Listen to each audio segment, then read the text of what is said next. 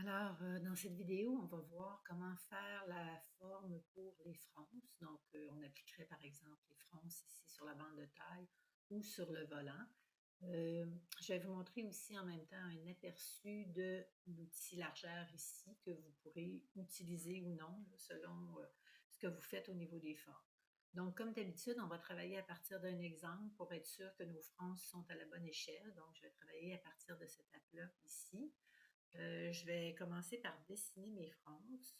Donc, je vais faire un zoom dans la zone ici. Donc, je vais m'assurer de verrouiller mon aplat ici pour être certaine de pas le déplacer ou de ne pas le modifier. Donc, vous pouvez travailler avec l'outil plume. Moi, je préfère travailler avec l'outil crayon. L'outil crayon est plus instinctif. Donc, c'est un outil avec lequel on va dessiner un peu comme si on avait vraiment un crayon. Donc, on n'a pas à manipuler les leviers. Donc, l'outil crayon se trouve être caché ici derrière l'outil Shaper qui appelle en bon français. Donc, l'outil crayon, la touche raccourcie, c'est N. Donc, avec cet outil-là, vous avez juste à cliquer et glisser. Donc, pour faire des frances, on fait des boucles.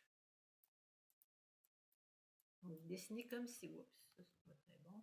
Donc, comme si vous dessiniez vos frances. OK? Vous n'êtes pas obligé de les dessiner tout le long, là, vous en faites quelques-unes. Donc là, je vais sélectionner mes frances ici et je vais les aligner sur le haut. Donc là, vous comprendrez que cette forme-là, ça va être une forme qui va être décalée puisqu'elle doit toujours s'appliquer sur le bord d'une ligne, le bord d'une couture. Donc, une fois que mes points sont alignés, je peux les replacer, je peux les modifier si je veux. Ce qui est important, c'est de donner vraiment l'illusion que c'est des plis qui ont été dessinés. Donc, je vais travailler ici avec un profil. Donc, vous pouvez utiliser un profil qui est déjà prédessiné, si vous voulez, donc qui est déjà préinscrit. Ou si vous voulez, vous pouvez travailler vous-même à dessiner un profil. Et ça se fait avec l'outil largeur. Donc là, je vais faire un zoom encore plus rapproché sur une zone. Donc ici, si je veux travailler avec mon outil largeur, en fait, fait un peu la même chose que le profil de ligne. Là. Si vous analysez le profil de ligne, ici, vous pouvez voir qu'il y a des points qui sont placés. Mon outil ici est, c'est-à-dire mon trait ici est à rien, donc aucune largeur. Puis sur les autres points ici, il y a des largeurs qui sont différentes. Donc avec cet outil-là, ce que vous pouvez faire, c'est créer un point et déterminer, clic et glisse, la largeur que vous voulez avoir vous-même. Okay?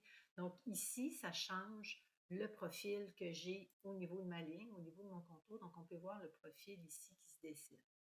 Donc là, c'est vous qui décidez qu'est-ce que vous voulez avoir comme profil de ligne. Parfois, d'utiliser des profils qui sont prédéfinis, ça va très bien. Puis d'autres fois, on veut pouvoir ajuster certaines choses.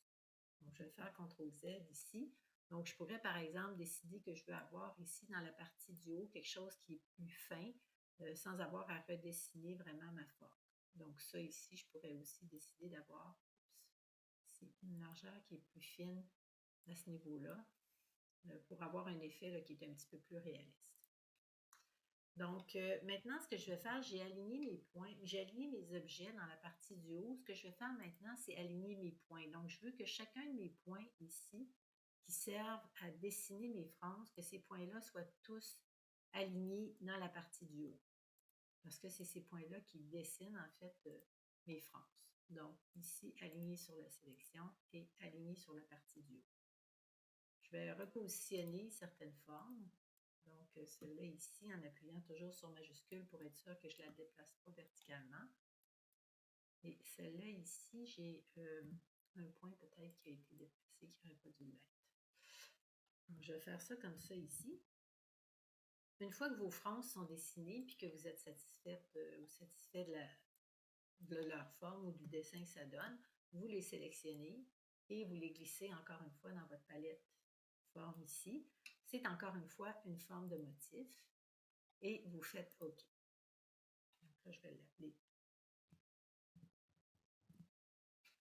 France. Je n'ai pas besoin d'avoir de coin, donc j'ai enlevé ici le coin. La méthode teinte. Et ici, je vais faire OK. Donc là, vous pouvez voir l'aperçu ici. Cette forme-là, elle n'a pas été encore décalée. Donc là, pour le moment, si je l'applique sur une ligne, elle va s'appliquer au milieu. Donc, elle va s'appliquer ici, ce qui n'est pas ce que je veux. OK? Donc là, ce que je vais faire, c'est que je vais supprimer ça ici. Je vais vous montrer à l'application qu'est-ce que ça donnerait là, si j'appliquais cette forme-là. Il faut que j'aille déverrouiller. Ici. Donc, si je voulais appliquer mes frances ici, CTRL-C, CTRL-F, j'enlève la couleur de remplissage.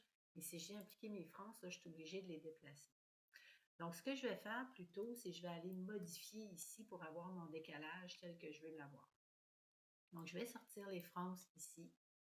Je vais aller sélectionner uniquement ma tuile et je vais m'arranger pour agrandir cette tuile-là pour que la partie médiane de ma tuile ici arrive vis-à-vis le haut de mes frances. Donc, j'agrandis ici, encore un petit peu, encore un petit peu. Donc, ça ici, ça fonctionne. Maintenant, comme je vous ai déjà dit précédemment, il faut vraiment tout dissocier avant de reglisser ça à l'intérieur. Autrement, je vais avoir des problèmes à l'application. Donc là, ici, je m'assure de dissocier, dissocier, et parfois, il faut le faire vraiment plusieurs fois. Je vais aller vérifier ici, j'ai mis ça dans ce calcul-là, ce qui n'est pas très bon. Donc, je vais aller vérifier ici si tous mes objets sont dégroupés. Donc là, ici, j'ai plusieurs groupes. C'est comme si mes tracés ont été dessinés, chacun dans un groupe indépendant. Donc, je vais les sortir des groupes pour être sûr de ne pas avoir de groupe là, quand je vais venir insérer ça à l'intérieur. Évidemment, vous comprenez que cette étape-là aurait pu être faite avant que je le glisse une première fois. Je voulais vous montrer comment récupérer une forme quand on s'est trompé. Donc, ici, je resélectionne tout. Clic et glisse ici. Forme de motif. Ici, je vais l'appeler. Je vais ajouter un S pour ne pas le renommer comme l'autre. Donc, je vais faire aucun. Ici, je vais faire peindre. Et je vais faire OK. Donc, ici, je peux voir là, que ma forme est décalée. Celle-là, ici, je vais la supprimer parce que je ne veux pas qu'il y ait de confusion. Donc, celle-là, on la met à la poubelle et on fait supprimer les contours parce que ça a été appliqué. Okay. Ce que je vais faire, c'est que je ne veux pas le supprimer là, parce qu'elle est appliquée ici, cette forme-là, puis que mon calque est verrouillé. Donc, je vais déverrouiller, je vais aller appliquer ma nouvelle forme ici. Donc là, ça fonctionne bien.